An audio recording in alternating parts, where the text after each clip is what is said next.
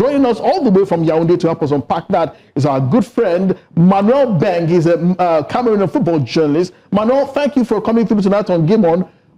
First and foremost, how on earth, despite everything that has happened in Cameroonian football over the last few years, did Samuel Eto'o manage to win re-election by landslide? He won 85 of a possible 87 votes.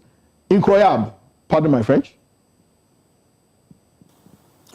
Well, thank you, Tunde. I think that Samuel Eto'o's re-election as the president of FECAFOOT is not a surprise to many, because from the last days of his mandate, he put in place a mechanism that obviously kept aside some of his potential rivals from running for the top seat. And also the elections governing body of FECAFOOT also sidelined several candidates that were in line to compete for the top job against Samuel Eto'o. The most notable case here was Jeremy Sorenchitap, where FECAFOOT decided to suspend him from all football-related activities due to a brawl during the WAFCON in Côte d'Ivoire. You were talking about the re-election of Samuel Eto'o, a big surprise for quite a lot of people. Judging by his balance sheet over the last 4 years at the helm of the country's governing football body. But for some people, which I strongly disagree, Eto'o, in my opinion, doesn't seem to be the right man for the top job. It's true that across the continent, we've always clamored for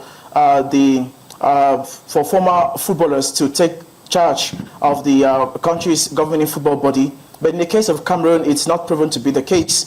It's quite a big surprise too, because despite the setbacks that the country has recorded in the last 4 years, you mentioned us missing out from the expanded FIFA World Cup next year, and almost missing out from back-to-back women's AFCON. Also across the several youth championships, across the youth levels, and also at interclub competitions, we've failed woefully. And for Samuel Eto'o to come back and say he's want to lead the country once again, the country's football for another 4 years, it only shows that we could be maybe heading for another disastrous set of results once his next 4 years mandate expires. So, Manuel, well, we hear that Coach Marc Brys, was fired, was replaced with David Pagou. Who is David Pagou? A lot of people have probably never heard of him before. What kind of experience does he come with?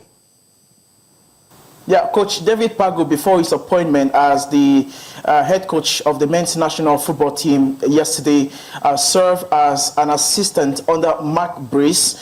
David Pagou has a huge experience with coaching, especially at the local level. He led one of the country's oldest sides, PWD of Bamenda, to their maiden league title in 2020. He also led the team to a Cup of Cameroon title. Well, he's had extensive experience with most of the country's reputable clubs like Coton Sport of Garoua. He also coached Aigle Royal of La Menua. But on the local scene, he's a hero because he's had that wealth of experience that he's been able to lead teams even across the continental state. But at the national level, he doesn't seem to be the person for the right man for the right job, because if we were to go by statistics, Marc Brys has done tremendously well as the head coach of the national team since his appointment in April 2024. Marc Brys has suffered just 2 defeats ever since he was appointed, and also adding to the fact that he qualified for the team for the AFCON but failed to qualify for the team for the World Cup. David Pagou is coming in with a lot of expectations